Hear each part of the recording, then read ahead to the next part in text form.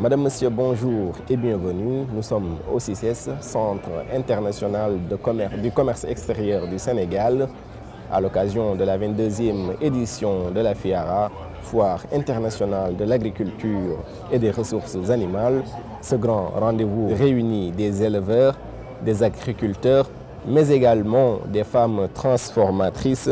D'ailleurs, nous nous intéressons au réseau de femmes productrices et transformatrices qui est basé à Keur Moussa, c'est dans la région de Thiès, un réseau qui réunit plus de 650 femmes. Et pour parler des fondamentaux de ce réseau et de son organisation, nous avons avec nous Madame Khady Kamité, vice-coordonnatrice du dit réseau. Bonjour Madame Kamité. Bonjour Monsieur Anne. Merci de nous avoir accordé cet entretien. Pouvez-vous revenir sur votre parcours avant d'accéder à la tête de cette cellule? D'abord, je suis passionnée par la transformation, mais j'étais tout d'abord étudiante à la FASEC, UCAD. Après mon master, ma sœur m'a appelée, elle est présidente de la société Réseau des femmes productrices transformatrices de Keur Moussa, pour que je vienne les aider un peu sur la gestion de leurs entreprises. Depuis quand le réseau des femmes productrices et transformatrices a été mis en place et dans quelle localité exactement? C'est fait depuis 2016, en 2016, par Aminata Kamité, oui, pour rassembler les femmes de la commune des 36 villages de la commune de Keur Moussa. On est plus de 650 membres composés de 100 GIE. Ouais. Quels sont les différents domaines d'activité qu'on retrouve dans votre réseau? Oui, il y en a 4 ou 5. Il y a la transformation de céréales. Il y a un département spécial sur ça. Il y a aussi la transformation des fruits et légumes. Il y a aussi la saponification et la laiterie. Il y a aussi des groupements qui font la commercialisation. Pouvez-vous nous faire la typologie des différents produits que vous exposez? Oui, nous exposons les céréales, oui, Sankal, Chakri, Tchéré, Araou, farine enrichie, oui, etc.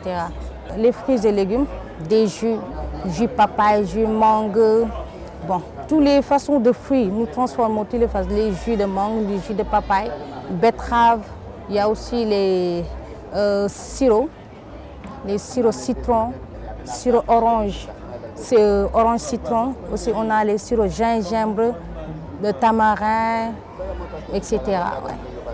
On sait que la Covid-19 n'a pas manqué d'impacter beaucoup de secteurs d'activité dans le monde. Et vous, dans votre réseau, comment est-ce que vous avez fait pour être résilient face à cette pandémie? Nous savons tous qu'il y avait des problèmes sanitaires et tout. Et on ne pouvait pas vendre en dehors de notre commune.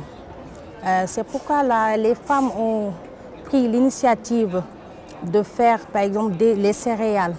Au lieu de les vendre ailleurs, on les vendait chez nous, mais à des prix moindres. C'est-à-dire, au lieu de les vendre à 150, on les vend à 100 francs, 125 exactement, excusez-moi. Et nous les donnons, par exemple, aux boutiquiers. À la fin du mois, oui, ils nous payent. Oui. Ainsi que les jus. Les jus, nous faisons des petits sachets et nous les vendons aussi à des prix moindres, 100 francs, 200. Nous n'avons pas d'aide financière, nous n'avons rien à cette période. Il fallait que les femmes trouvent quelque chose. Voilà. Avez-vous installé une alternative qui vous permet de vendre vos produits, même à distance? Alors là, on a commencé à ouvrir des sites, oui.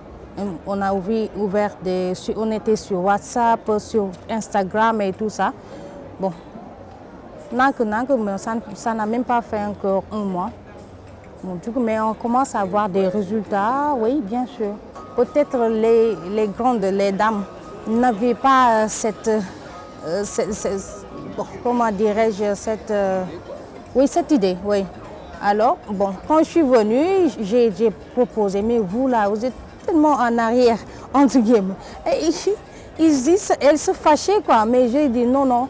Maintenant, nous sommes en 2022, excusez-moi. Il faut être dans le numérique, voilà, vendre en ligne. Si vous avez des excellents produits, des bio, mais il faut les valoriser. Mais où? Dans les réseaux sociaux. Le thème de la Fiera de cette année, c'est souveraineté et sécurité alimentaire. Et vous, votre réseau, comment comptez-vous faire pour participer à cela? Bon, nous faisons la transformation bio. Et rien que dire bio, c'est la santé et la nutrition. Voilà. Bon, peut-être on trouve quelques difficultés pour l'approvisionnement de certains biens parce qu'il y a certaines entreprises, certaines productions, ils font des produits chimiques et ça ne nous arrange pas. C'est pourquoi vous voyez, il y a un réseau des femmes productrices et transformatrices. Des fois, il y a certains produits, nous les produisons pour les transformer après. Vous voyez, oui, ça. Peut-être un peu d'aide, on aura plus d'espoir pour faire notre propre production. Et quelles sont les projections du réseau des femmes transformatrices et productrices? Juste avec la production, nous voulons d'ici peut-être 2030 assurer peut-être les 1/4 et 2/4 de l'alimentation, oui, au niveau du jus et céréales. Nous voulons d'ici 2030 que presque toutes les femmes qui se trouvent dans le réseau aient un salaire au minimum 100 000, 150. Oui. Madame Kamité, nous sommes au terme de cet entretien. Merci de nous l'avoir accordé. Je rappelle que vous êtes la responsable des ressources humaines du réseau des femmes transformatrices et productrices qui est basé à Keur Moussa, c'est dans la région de Thiès. Mais également, merci à vous, chers téléspectateurs de CESTI Télévision. Rendez-vous est pris à la prochaine pour un autre entretien.